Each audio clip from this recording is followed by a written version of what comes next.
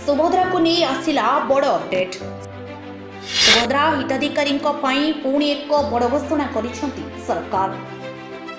एहारी भितरे मुख्यमंत्री मोहन माझी बलांगीर बेलपड़ा गस्तरे जाइथिबा समय चतुर्थ पर्याय टंका आसिबा नै घोषणा करथिले।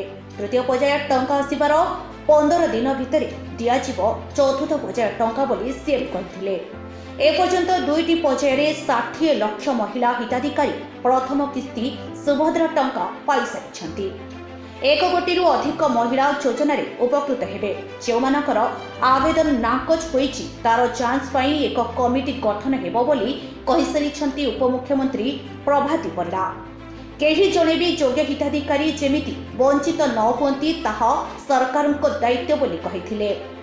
तृतीय पर्याय टंका प्रदानर 15 दिन पर चतुर्थ पर्याय टंका दियाजिबो।